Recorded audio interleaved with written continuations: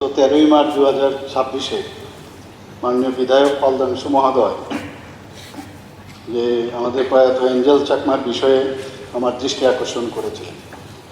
আমি বলেছিলাম বিষয়টা আমি জেনে আমার কাছে জানা ছিল, কিন্তু মানে একদম লাইন বাই লাইন বা কি সবকটা তো হঠাৎ করে বললে হয়তো বা কোনো জায়গায় যদি আবার ভুল তথ্য দিই তাহলে ঠিক হবে না। এর জন্য বললাম আমি পরে বিষয়টা জেনে আমি পুরোটা আমি যাব। আজকে আমি এই বিষয়ে আপনাদের জানাতে চাই মাননীয় অধ্যক্ষ মহোদয় যে মাননীয় শ্রীমতী শান্তনা চাকমা এবং মাননীয় বিধায়ক শ্রী শম্ভুলাল চাকমা ওই 13ই মার্চ আমাকেও কিন্তু ওনারাও কিন্তু দৃষ্টি আকর্ষণ করেছে। আমার বিয়েতে গিয়েছিল, আমার রুমে গিয়ে ওনারাও বলেছেন যে বিষয়টা স্যার একটু দেখবেন। আর ওনারা কিন্তু কন্টিনিউয়াস এই বিষয়ে ওনাদের ফ্যামিলিদের সাথে কিন্তু কন্টিনিউয়াস যুক্তও ছিলেন। না না রুমে গিয়ে বললে একটা এখানে আপনি মেনশন করতে পারবেন না। শুনুন না, হাউসের মধ্যে পল দাংশু স্থাপন করছে বললে হিজ লেভেল আর বিষয়টা তো আরে ওই দিনই বলছি অ্যাসেম্বলির মধ্যে আমার রুম মানে কি, আমার তো বাড়ির রুম না, রুমে আর রিপোর্টে বা বিষয়টা তো বলতে পারে না। আরে তো যে কোনো জিনিস কেন বলবো? বাইরের থেকেও তো আসতে পারে অনেক জিনিস, রিপোর্ট আমরা করি না এখানে। তো সব কি বিধানসভার ভিতরে সব কিছু হয় নাকি? বাইরের জিনিসও তো এখানে আলোচনা হয়। এঞ্জেল চাকমার মৃত্যুর পর সরকার পক্ষ থেকে কি ব্যবস্থা গ্রহণ করা হয়েছে, ব্যাপারটি এঞ্জেল চাকমার মৃত্যু সম্পর্কে যা খুবই, যেটা বলা হয়েছে একটু আগে আলোচনা হয়েছে, খুবই হৃদয় বিদারক এবং স্পর্শকাতর বিষয়। এবং আমরাও অনেক যে ব্যবস্থা নিয়েছি আজকে আমার যে এখানে আমি যে স্টেটমেন্ট দিচ্ছি এর মধ্যে আপনারা জানতে পারবেন। এঞ্জেল চাকমার মৃত্যু সম্বন্ধে আমি বলতে চাই যে সেদিন উক্ত ঘটনা ঘটে সেদিন আমি নিজে ব্যক্তিগতভাবে খোঁজখবর নিয়েছি। আমি ঘটনা ঘটার সাথে সাথে 29শে ডিসেম্বর 2025 তারিখে উত্তরাখণ্ডের মাননীয় মুখ্যমন্ত্রী শ্রী পুষ্কর সিং ধামির সাথে আমি কথা বলেছি। পরবর্তী সময়ে আবার উত্তরাখণ্ডের মাননীয় মুখ্যমন্ত্রী শ্রী পুষ্কর সিং ধামি মহোদয়ের সাথে যোগাযোগ করলে উনি আমায় আশ্বস্ত করে বলেন যে যারা এই ঘটনার সাথে যুক্ত রয়েছে তাদের বিরুদ্ধে কঠোর পদক্ষেপ গ্রহণ করা হবে, এমনকি যারা পলাতক রয়েছেন তাদেরও খুঁজে বের করার সমস্ত রকমের প্রয়াস উনি করবেন, সে আশ্বাস আমাকে দিয়েছেন। আমি আরও বলতে চাই যে গত 30শে ডিসেম্বর 2025-এ আমার নির্দেশ অনুসারে মাননীয় মন্ত্রী শান্তনা চাকমা মহোদয় এবং শ্রী টিঙ্কু রায় মহোদয় মাননীয় মন্ত্রী, ওনারা দুজনেই মাছমারাস্থিত এঞ্জেল চাকমার বাড়িতে যান এবং ওনার শোক সন্তপ্ত পরিজনদের সাথে দেখা করেন এবং রাজ্য সরকারের পক্ষ থেকে সমবেদনা জ্ঞাপন করেন। ওই দিনই ত্রিপুরা সরকারের পক্ষ থেকে 5 লক্ষ টাকা আর্থিক অনুদান এবং উত্তরাখণ্ড সরকারের পক্ষ থেকে 4,12,500 টাকা চেকের মাধ্যমে এঞ্জেল চাকমার পরিবারের হাতে তুলে দেওয়া হয়।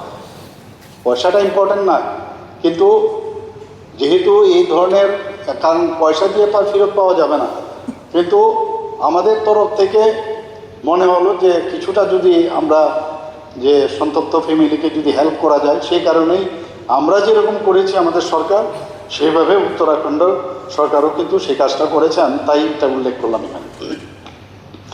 গত 14ই জানুয়ারি 2026 আমি নন্দননগর স্থিত এঞ্জেল চাকমার বাড়িতে যাই এবং ওনার শোক সন্তপ্ত পরিজনদের সাথে দেখা করি।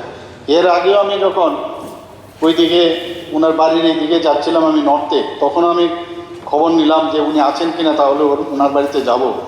কিন্তু পরে আমাকে জানানো হলো যে না, উনি আগরতলায় চলে এসেছেন। এর জন্য আগরতলাতে এসেই ওনার বাড়িতে আমি যাই। আমার নির্দেশ অনুসারে, আমাদের সরকারের যে নির্দেশ সেই অনুসারে এঞ্জেল চাকমার অন্ত্যেষ্টিক্রিয়া অনুষ্ঠানে মাননীয় মন্ত্রী শ্রীমতী শান্তনা চাকমা মহোদয়া উপস্থিত ছিলেন এবং পরবর্তীকালে শ্রাদ্ধানুষ্ঠানে উনি উপস্থিত ছিলেন। গত 29শে জানুয়ারি 2026 আমি আবার উত্তরাখণ্ডের মাননীয় মুখ্যমন্ত্রী শ্রী পুষ্কর সিং ধামির সাথে কথা বলি এবং তদন্ত প্রক্রিয়ার সম্বন্ধে খোঁজখবর নিই। এই ঘটনা সম্পর্কে বিস্তারিতভাবে আমি বিধানসভায় বলতে চাই যে ঊনকোটি জেলার পেচারটোল থানার অন্তর্গত মাছমারার বাসিন্দা এঞ্জেল চাকমা, যার বয়স মাত্র 24 বছর, পিতা শ্রী তরুণ প্রসাদ চাকমা বিএসএফে কর্মরত, বর্তমান ঠিকানা দেবরাম ঠাকুরপাড়া, বুজ্জংনগর থানা, পশ্চিম ত্রিপুরা, যিনি দেহরাদুন উত্তরাখণ্ডের জিজ্ঞাসা university MBA master of business অ্যাডমিনিস্ট্রেশনে অধ্যয়নরত ছিলেন। অ্যাঞ্জেল চাকমা বিগত 9 ডিসেম্বর 2025 ইংরেজি তারিখে দেহরাদুনের সেলাকুই এলাকায় এক নৃশংস হামলায় গুরুতরভাবে আহত হন বলে অভিযোগ। গৃহীত তথ্য অনুযায়ী অ্যাঞ্জেল চাকমা এবং তার ছোট ভাই মাইকেল চাকমা বাজার করতে গিয়েছিলেন। অভিযোগ অনুযায়ী সেই সময় একদল মদ্যপ ব্যক্তি তাদের মুখোমুখি হয়ে বর্ণ বিদ্বেষমূলক মন্তব্য এবং দোষারোপ করে।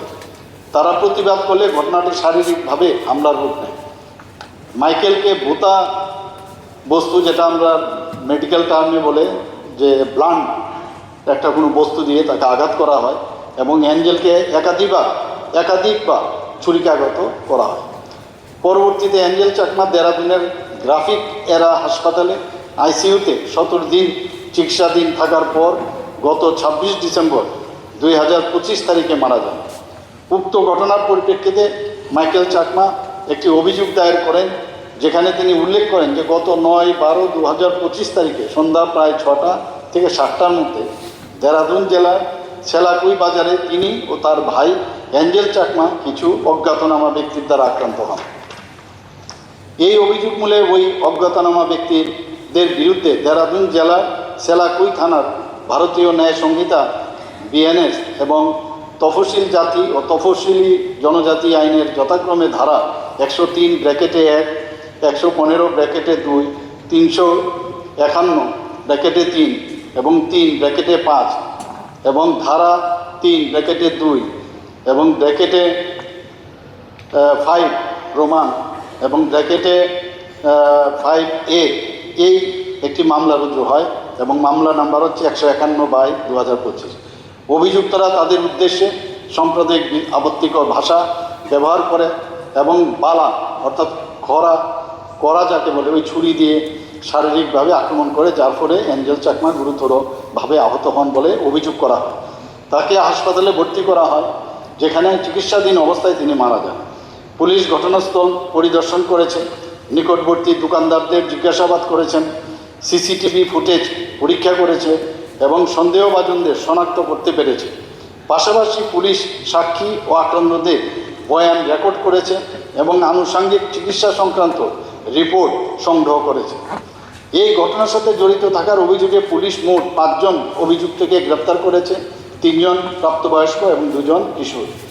সংগৃহীত তথ্য অনুযায়ী প্রধান অভিযুক্ত যজ্ঞরাজ অবস্থি পলাতক রয়েছে এবং সে নেপালে পালিয়ে গেছে বলেও জানা যায়। পলাতক অভিযুক্তের সন্ধান পেতে দেহরাদুন পুলিশ 25,000 টাকা পুরস্কার ঘোষণা করেছে এবং উত্তরাখণ্ড পুলিশ সদর দপ্তর পলাতক অভিযুক্তের অবস্থান সম্পর্কে তথ্য প্রদানে 1 লক্ষ টাকা পুরস্কার ঘোষণা করেছে। মামলাটির তদন্ত চলাকালীন সময়ে তফসিল জাতি ও তফসিল জনজাতি আইনের, যেটা আমি একটু আগে বললাম, 3(2) এবং 5 রোমান নাম্বার (5A) ধারা মামলায় সংযোজন করা হয়েছিল।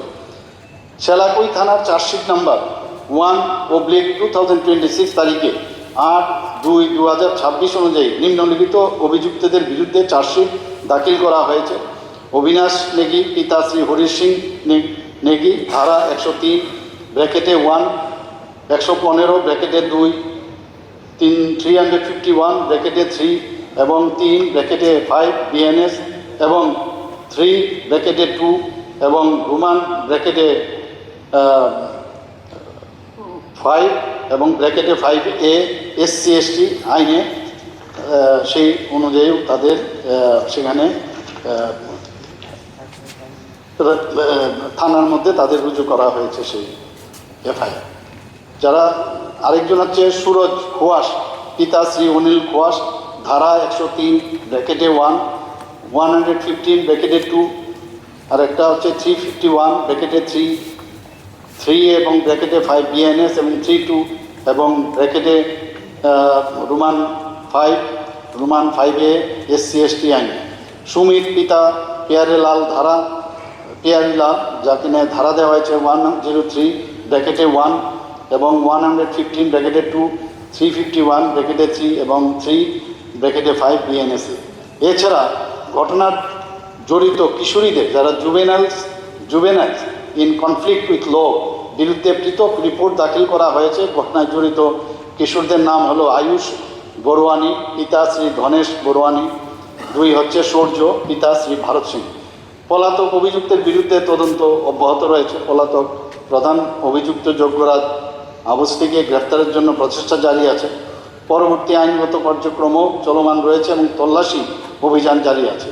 লুকআউটস সার্কুলার ও ব্লু কর্নার যে নোটিশ জারির মতো আইনগত পদক্ষেপ ইতিমধ্যে গ্রহণ করা হয়েছে। আদালত মামলাটির শুনানি চলছে।